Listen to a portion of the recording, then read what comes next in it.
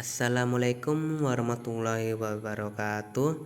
Nama saya Farin Hafizena, kelas 7 Rek 1 Kluster 3 Piot B, matkul perancangan IoT dalam industri, yaitu soal mereview 2 jurnal tentang Arduino Uno dan Embedded System IoT. Yaitu saya sudah mendapatkan 2 jurnal, yaitu perancangan sistem Smart Workplace berbasis IoT di PT Sentrin Online Prima Bandung dan sekuritisasi data sensor pada aplikasi Internet of Things atau IoT dengan menggunakan blockchain Ethereum di jaringan testnet. Judul jurnalnya perancangan sistem Smart Workplace berbasis IoT di PT Sentrin Online Prima Bandung. Volume dan halamannya volume 7 nomor 2 tahun 2021, penulis Iwan Hadiawan, Mija Taufik Restu Wenasir, Rini Suwartika Kusumadiarti. Yang review saya tanggal reviewnya tanggal 14 bulan 12 tahun 2021. Latar belakangnya yaitu di era teknologi yang sangat berkembang pesat, Internet of Things atau IoT sangat berperan dalam mempermudah kegiatan manusia.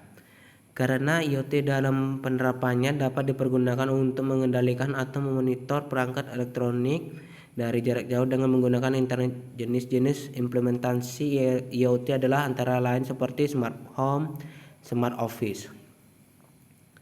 Salah satu penerapan smart office adalah sistem smart workplace yang sangat berpengaruh dalam menunjang produktivitas kerja secara optimal. Ruang server, sebuah ruangan yang digunakan untuk menyimpan server, perangkat jaringan atau router, dan lain-lain. Dan perangkat lainnya terkait dengan operasional sistem sehari-hari seperti UPS, AC, dan lain-lain. Metode penelitiannya. Penelitian yang digunakan merupakan penelitian deskriptif dengan pendekatan kualitatif. Metode kualitatif merupakan metode penelitian yang digunakan untuk meneliti pada kondisi objek yang alami, yang tidak berusaha untuk mencari pengaruh variabel tertentu terhadap variabel yang lain, di mana peneliti adalah sebagai instrumen kunci. Penelitian kualitatif meneliti secara objektif pernyataan subjektif para subjeknya. Tujuan penelitian kualitatif untuk memperoleh pengetahuan yang terungkap dari perspektif dalam pelakunya, bukan menilai subjek dan latarnya dengan kriteria dari luar dari diri pelaku. Peneliti dipandu dengan catatan lapangan dan refleksi objektif dan subjektif. Peneliti saat mengumpulkan data. Penelitian kualitatif adalah penelitian yang lebih bersifat penelitian deskriptif, di mana peneliti cenderung menggunakan pendekatan induktif. Metode penelitian dengan pendekatan induktif yang dilaksanakan di PT Sentrin Online Prima Bandung. Penelitian diawali dengan menganalisis objek penelitian, yaitu berupa perangkat elektronik melalui kebiasaan penggunaan oleh karyawan dan sistem pengawasan yang telah ada di PT Sentrin Online Prima. Menentukan masalah dengan cara mengumpulkan data dan mempelajarinya, membuat perancangan alat dengan mempertimbangkan pada aspek peningkatan kinerja karyawan melalui otomatisasi sistem kontrol jarak jauh dan kemudahan dalam memonitor perangkat elektronik, dan yang terakhir adalah menarik kesimpulan yang secara umum adalah hasil dari perancangan sistem yang semestinya akan memecahkan masalah dan mempermudah controlling dan monitoring perangkat di kantor PT Sentrin Online Prima. Kelebihannya tuh seperti dapat mempermudah cara mengetik AC melalui smartphone, mempermudah cara mematikan lampu ruangan, dan kekurangannya itu risikonya seperti terputusnya koneksi jaringan dan tidak dapat mengaktifkan alat seperti AC atau seperti lampu. Kalau yang kedua itu terjadinya servernya error. Kalau servernya error itu dia tidak akan terdeteksi dari smartphone ke AC atau lampu otomatis. Dari kesimpulan yang saya dapat dari jurnal pertama ini, yaitu pentingnya memantau keadaan ruang server adalah jika suhu udara dan kelembaban jauh melewati batas standar yang telah ditentukan, maka pihak pengelola ataupun staf yang telah ditugaskan untuk mengawasi ruang server segera mengecek dan mengatur agar suhu dan kelembaban kembali normal. Kendala yang sering terjadi biasanya pada pengawasan ruang server yang tidak bisa selalu dimonitor dari jarak jauh. Maka dari itu IoT akan membantu agar pengelola bisa memonitor keadaan ruang server dari jarak jauh dengan mengandalkan internet. Ya, di sini saya akan mereview jurnal kedua saya, yaitu tentang sekuritisasi data sensor pada aplikasi Internet of Things atau IoT yang menggunakan blockchain Ethereum di jaringan testnet. Volume dan halamannya di volume 21 nomor 1 tahun 2019. Penulisnya Johnny Fat, Henry Sanders, dan William.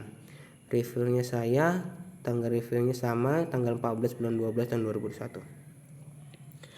Latar belakangnya itu ya adalah Internet of Things, yaitu merupakan salah satu fokus dalam revolusi industri 4.0. IoT adalah gelombang perubahan berikutnya setelah era internet. Diperkirakan akan ada 46 miliar peralatan yang terhubung ke internet pada tahun 2021. Blockchain memiliki keunggulan dari sisi sekuritisasi. Enkripsi dalam blockchain memberikan harapan bahwa sekuritisasi komunikasi maupun data IoT dapat dilakukan dengan baik. Walaupun hal tersebut masih diiringi dengan beberapa kekurangan dari teknologi blockchain. Teknologi blockchain menggunakan kriptografi secara masif. Dengan demikian, blockchain dapat digunakan untuk menjamin transaksi dalam jaringan yang memiliki tingkat keamanan yang rendah seperti internet. Metode penelitiannya ini menggunakan metode enkripsi, yaitu hal pertama yang dilakukan dalam penelitian ini adalah melakukan instalasi wallet Ethereum dengan menggunakan MetaMask.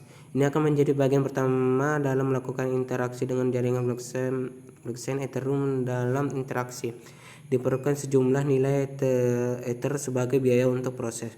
Oleh karena itu, setelah wallet terinstalasi, perlu meminta sejumlah nilai Ether ke jaringan testnet. Jaringan testnet yang digunakan adalah Ropsten. Selanjutnya, microcontroller dan program untuk melakukan signing serta smart contract perlu dibuat. Pengujian merupakan langkah berikutnya. Bila pengujian gagal, maka perlu diulangi proses dari meminta Ether. Bila berhasil, akan dapat diperiksa melalui Etherscan IO. Rancangan berupa modul klien yang terdiri dari microcontroller ESP32 dan 3 buah sensor. Ketiga buah sensor tersebut adalah berupa sensor ketinggian, tekanan, dan suhu. Sensor-sensor ini merupakan sensor yang didukung oleh microcontroller ESP32. Pemrograman di ESP32 menggunakan bahasa Python dengan library dari Xerin. Kelebihannya itu dalam blockchain memberikan harapan bahwa sekuritas komunikasi maupun data IoT dapat dilakukan dengan baik. Kalau kekurangannya itu 70% data yang terkomunikasi IoT tidak terenkripsi. Kesimpulan dari jurnal kedua saya ini yaitu dapat disimpulkan bahwa microcontroller merupakan bagian utama karena semua proses dimulai dari microcontroller ini. Sensor, aktuator, dan peralatan lain terhubung dengan microcontroller. Oleh microcontroller, data diakuisisi atau diproses dan diteruskan ke modul jaringan yang juga terhubung dengan microcontroller. Dapat dikatakan bahwa semua proses IoT dimulai di microcontroller. Oleh sebab itu, proses yang dalam sekuritisasi adalah proses sekuritisasi dalam pemrosesan oleh microcontroller ini. Jadi, untuk dapat memastikan bahwa blockchain dapat diaplikasikan pada peralatan IoT. Pada perancangan ini akan menggunakan microcontroller untuk menunjukkan bahwa signing dapat dilakukan menggunakan microcontroller ini memenuhi tujuan pembuktian bahwa blockchain dan IoT dapat dipadukan. Sampai sini saja yang bisa saya jelaskan dari jurnal saya. Kurang lebihnya saya mohon maaf. Bila ada kata-kata salah pun saya pun minta maaf. Saya akhiri dengan mengucapkan Taufiq wal hidayah. Assalamualaikum warahmatullahi wabarakatuh.